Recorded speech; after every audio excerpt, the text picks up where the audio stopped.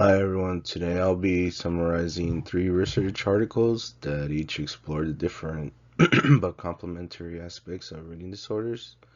We'll start by looking at the behavioral characteristics of students with reading disorders, then examine how brain development differs in children at risk, and finish by discussing the role of oral language, both risk and intervention. So the first section is an article Abdullah Barazanja and Amin, 2022. Students with reading disorders, their characteristics and affected skill areas, a journal of language and studies. So Baranza and Amin define reading disorders, commonly known as dyslexia, as a specific learning disability marked by difficulties in word recognition, spelling, and decoding. These challenges stem from deficits of phonological processing. Students with reading disorders shows difficulties in several areas: word recognition and decoding. They struggle to sound out or automatically recognize words. Fluency, reading is often slow, hesitant, and lacking expression.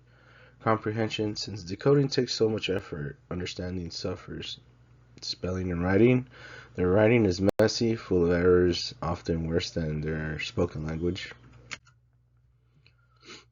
These traits often overlap with other conditions, making diagnostics complex. Common traits include trouble learning the alphabet, poor phonemic awareness, and avoiding reading. These difficulties may also co-occur with other disorders, making identification complex. The takeaway here is that reading disorders affect not just academics but daily life too.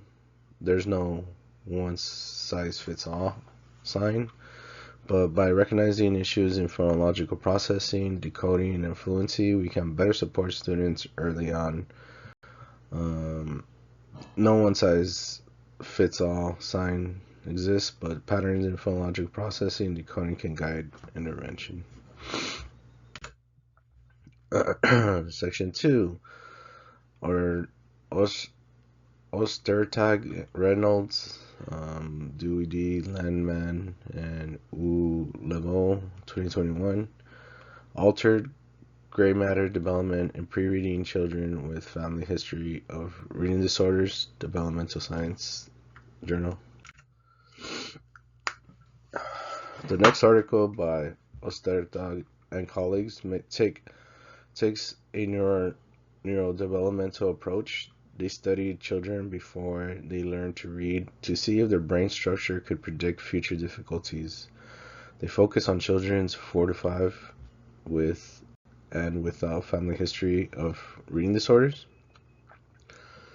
MRI was used to study the brain structure in children with and without family of history of reading. So using an MRI scans, the study found that children with family history, this would be considered FH plus, already showed reduced gray matter in the left inferior frontal gyrus, IFG, a region involved in phonological processing. Increased matter in the right superior temporal gyrus, STG, possibly a compensatory region for auditory processing. These differences were visible before reading instructions began. These regions are tied to the phonological processing and auditory compensation. So differences are amplified over time. These findings show that reading disorders and are neurodevelopmental, but not just academic.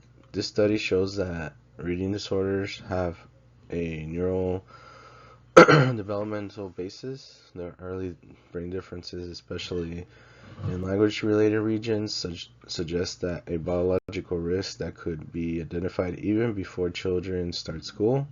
That means we have a window for early screening and intervention.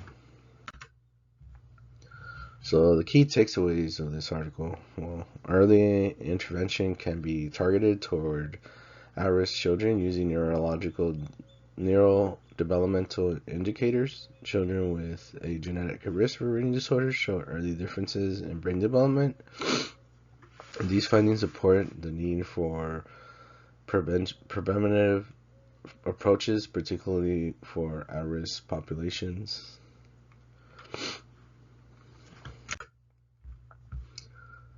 Section 3, Snowlin-Hulme Annual Research Review, Reading Disorders Revisited, The Critical Importance of Oral Language Journal, the Journal of Child Psychology and Psychiatry.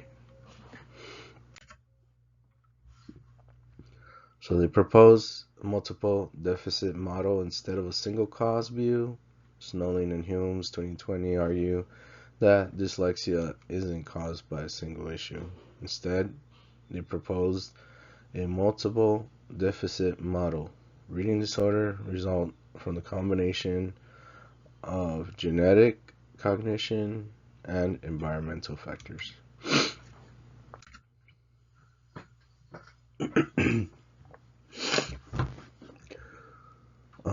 The role of oral language and environment. Vocabulary and grammar are strong predictors which rich environments mitigate. Excuse me. Vocabulary and grammar are strong predictors. Rich environments mitigate genetic risk. A central theme in the review is the importance of oral language. Strong vocabulary and grammar skills in early childhood are predictors of later reading success.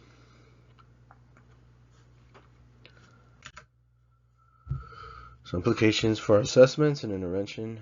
Working memory training is less effective than targeting specific reading and language skills. Snowlin and Hulme recommend assessments that include oral language and cognitive profiles, not just reading scores. Intervention should target phonological skills, oral language development, direct instruction in decoding, rather than broad cognitive training, which has limited evidence for effectiveness.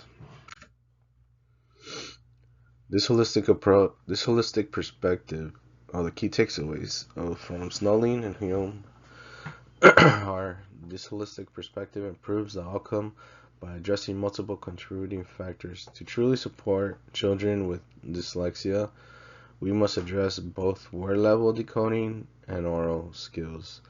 Considering their cognition and environmental context, this approach offers a more personalized and effective pathway to intervention. So together, these studies promote early detection of holistic assessments and tailored support strategies. To wrap it all up, Baranzanja and Amin help us recognize that the observable trait of reading disorders. Ostertag and colleagues show us that brain differences tied to reading risk begin before children start reading. And Snowlin and Hulme remind us that language, environment, and multiple risk factors shape the outcomes, and that intervention should reflect this complexity. So thank you all for listening, and if you have any more questions, feel free to comment down below on the post and discussion board, and I'll get back to you. So here are my references, the 3 articles I use for this presentation. Thank you guys.